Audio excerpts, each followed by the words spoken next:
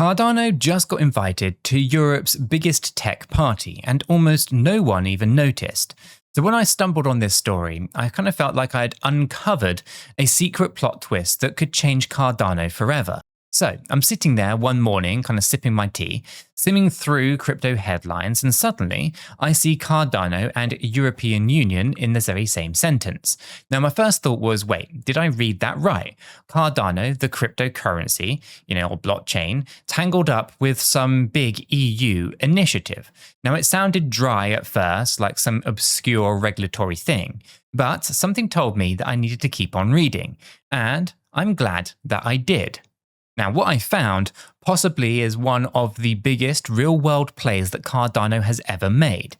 And if you're an ADA holder or just even crypto curious, then you might want to kind of stick around because this story has everything. It has a bold move in Europe, a fight against fakes and fraud, and a push to make crypto actually useful for regular people, and even a hint at Cardano's next evolution.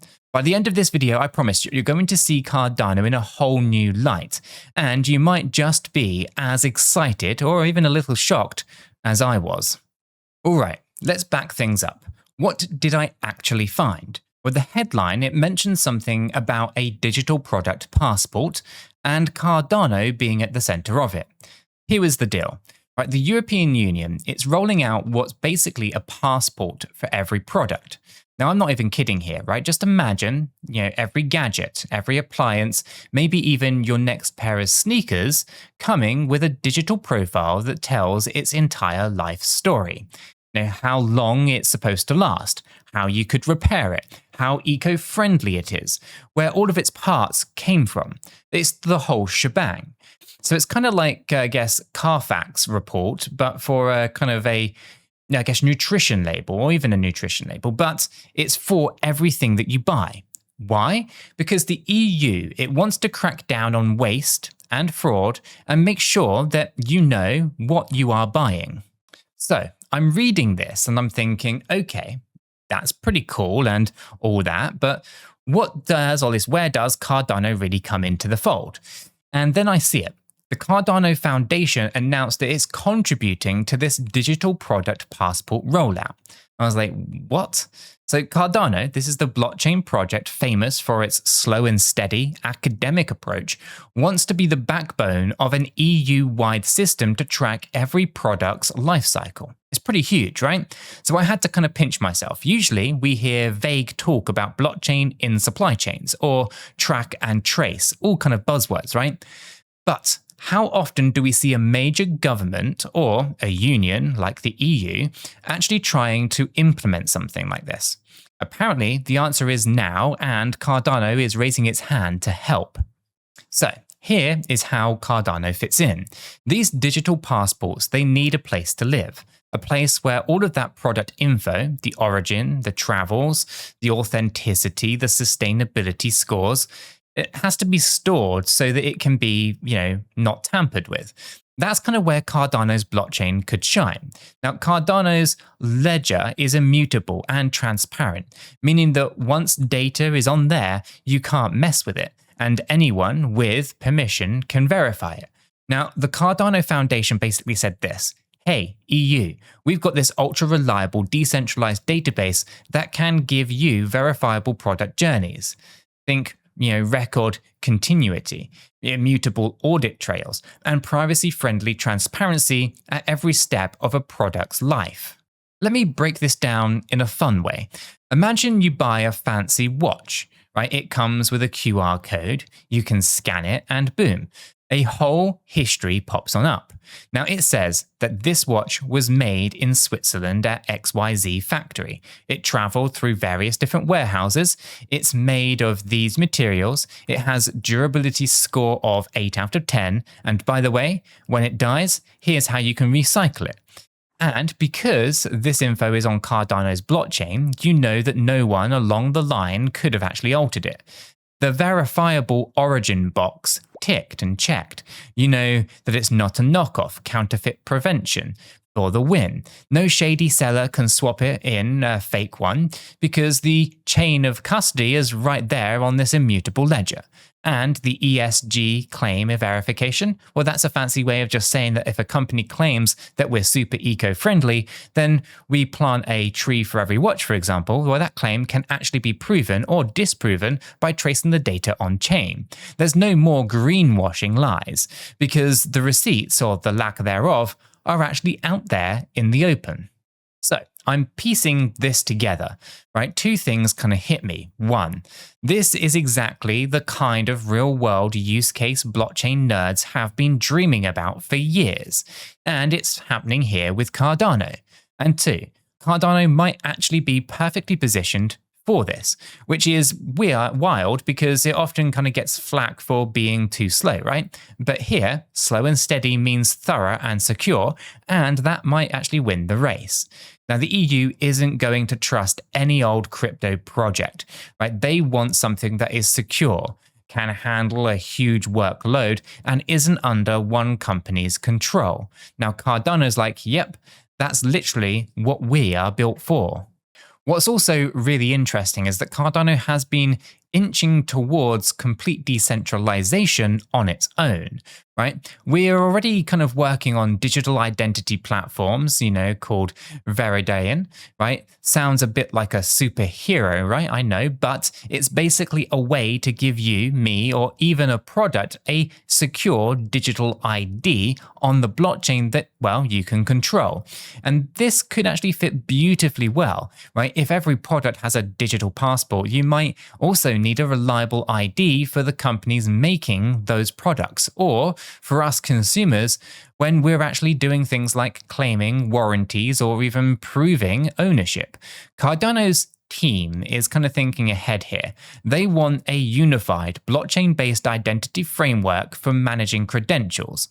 In plain English, that means that proving you are who you are says you are, for example, or your product is what it is, how it's supposed to be, is kind of without spilling all of your own private information everywhere. This is a privacy with proof. It's a rather big deal in a trustless system. Meanwhile, of course, as all this EU digital passport stuff is unfolding, Cardano's founder Charles Hoskinson is talking about the blockchain's next development phase, which is dubbed the Omega stage. Now, to me, that sounds like Cardano is going Super Saiyan, right? The final form, maybe. Maybe a form what he's actually described here. It means that Cardano's governance will evolve into a self-improving system. So just imagine a blockchain that can upgrade itself over time based on the community votes without waiting for some kind of central authority. That's kind of what Omega is actually aiming for. If Cardano is going to underpin something as ambitious as Europe's product passport system, having a resilient, self-evolving network is going to be clutch. It means that Cardano can adapt to future needs or regulations without skipping a beat. In other words, Cardano is gearing up to be a long-term player on the big stage. By this point, I'm practically hearing the Rocky theme music for Cardano. Like, is this the comeback montage for ADA? And apparently, I'm not the only one feeling the hype. ADA bulls have been waking up. I see that futures open interest for Cardano has spiked to around $1.44 billion recently. That basically means that a whole lot of traders are betting on ADA making a big move. It's one of those signals that big money suspects something might be brewing. And right around the same time, ADA's price has jumped more than 10% after that market crash low. Coincidence? Maybe. But, the timing sure is interesting, right? Crypto markets are wild. So I won't say ADA pumped because of the EU news, right? We can't know for sure. It probably is just a rebound after cascading liquidations. Still, seeing this kind of action when bullish news is dropping, it has made a few people lift their eyebrows and maybe even pique interest. Now, let's hold up for a second, because if you're thinking, this sounds amazing, should I FOMO into ADA? Let's pump the brakes, because this might just shock you, but I'm not a financial advisor, and nothing in this video is financial advice. Cryptocurrencies are highly volatile, and you could lose all of the money that you invest. You should always do your own research and consult a qualified professional.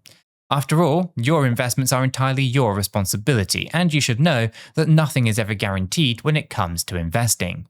Neither I, this channel, nor YouTube are liable for any losses, and this video is for entertainment and educational purposes only. Okay, so that is the disclaimer. It's done. Deep breath time. Let's get back into it.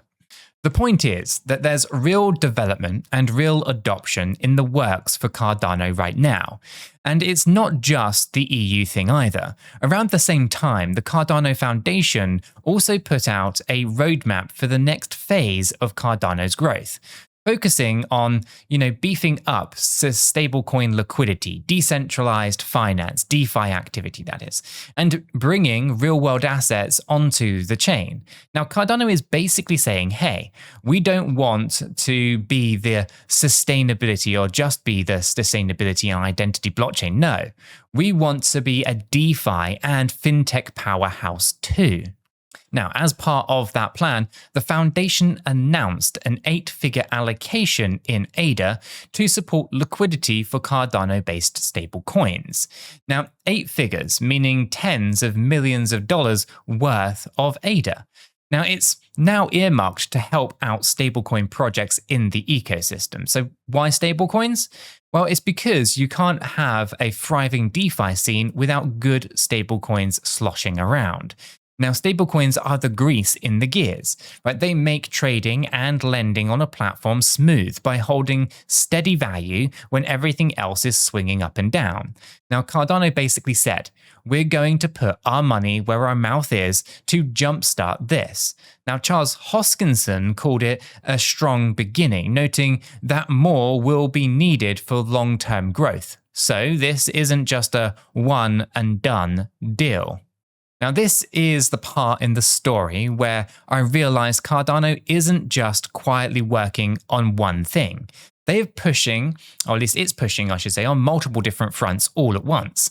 They're tackling identity, supply chain transparency, decentralized finance, even the whole real-world asset tokenization trend. It's like watching a chess grandmaster setting up pieces across the board for a big checkmate down the line. And let's not forget, Cardano's got another piece in play too, a passionate NFT community, partnerships in place like, things going on all over the world, and a hell of a lot more, right? The mosaic is really coming together, right? It honestly feels like that moment in the Heist movie when all of the separate kind of subplots suddenly converge into the big reveal of the master plan. And I'll be honest, about a year ago, I was a little bit frustrated with being an ADA holder, right? All of the news was like, Cardano will do this, Cardano will enable that, but it always kind of felt like, come on, when? Now, for the first time, I'm seeing actual, or at least things actually happen that could justify all of those kind of diamond hands that we've had for years. And it's exciting. It's kind of like reminding me why I actually fell down the crypto rabbit hole in the first place. The idea that this technology could actually make a difference in the real world. And okay, maybe pump up my bags a bit too. I mean, I won't lie. That's a dream, right?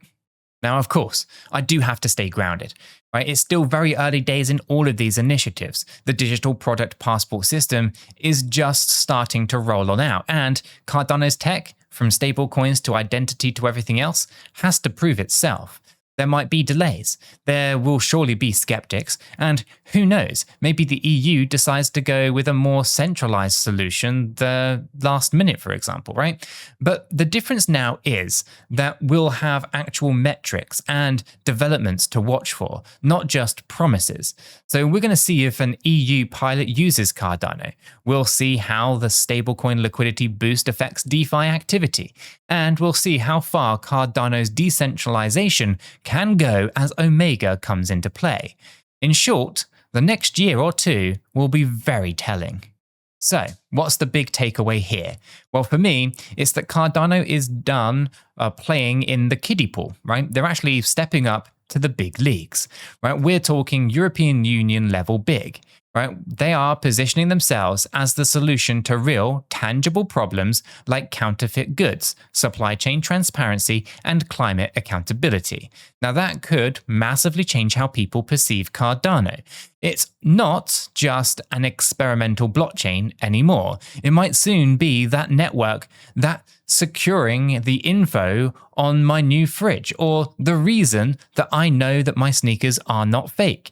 And that is a narrative shift that I don't think we've seen for Cardano before. So, as an ADA holder, am I excited? You bet that I am. Cautiously, of course. I'm not saying to go out and remortgage my house to buy even more ADA. I'm not going to do anything crazy like that. No one should. But seeing this kind of progress is validating. It makes me feel like Cardano could end up being one of those projects that actually delivers on a slice of the crypto dream, making everyday life just a little bit better and more transparent for people. And if it also kind of means that ADA's price gets a boost because the world started noticing, well, that'll be the icing on the cake. One thing is for sure though, I'm going to be following this story rather closely. And if anything wild or new happens, you can bet that I'm going to be talking about it right here and in our Discord community. So if you've enjoyed this little Cardano adventure, don't forget to subscribe for more stories just like this, smash the like button, and I will catch you all in the next one.